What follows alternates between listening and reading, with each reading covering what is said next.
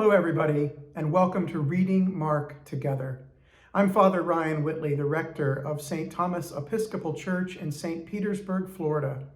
And here at St. Thomas, we're taking the time over this Epiphany Tide season to read the Gospel of Mark together. This is the third video in the sequence, and today we'll be discussing chapters 6, 7, and 8. If you missed the previous two videos, you can go back on our YouTube page or on our Facebook video page and catch up. Remember that as you read the Gospel of Mark, you can read in any version and in any pace that you desire. These videos are only done in a sequence to provide some structure for those who desire it. All right, let's dive right in. Beginning in chapter 6, we're going to see Mark start to develop one of his major themes, one of the themes that we talked about in the very first video. And that theme is the failure of the disciples to come to a sufficient faith. I think that perhaps this is one of the reasons Mark spends so much time, relatively speaking that is, on the passion narrative in his gospel. We haven't gotten there yet, but when you look at the whole of Mark's gospel, Mark spends a lot of time on the passion. Perhaps Mark is trying to suggest that only by Jesus' suffering, death, and resurrection can anybody come to a satisfactory or sufficient faith. Throughout his gospel, his disciples tend to consistently fail to get the point. I've always liked to say that when Jesus asks them, "Do you understand what I have said to you?" that they respond by saying yes, while shaking their head slowly, no. How does this look for you?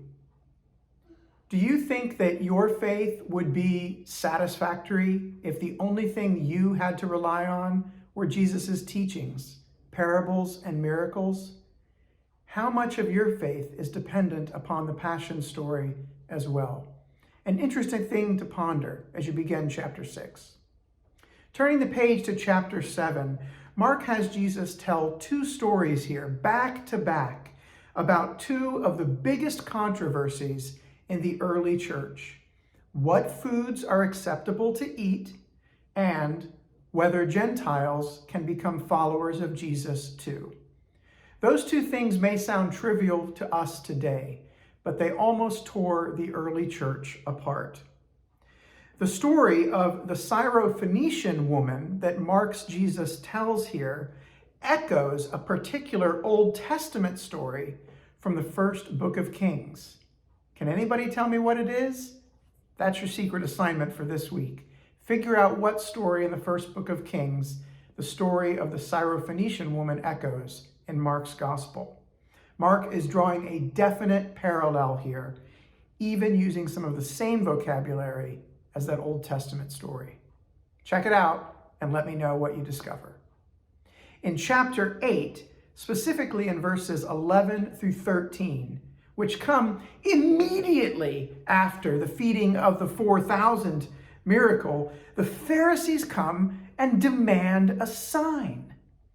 Jesus says exasperatedly that no sign will be given. I mean, imagine the nerve of these guys. Jesus has just miraculously fed 4,000 people, and they come and say, "We'd like to see a sign."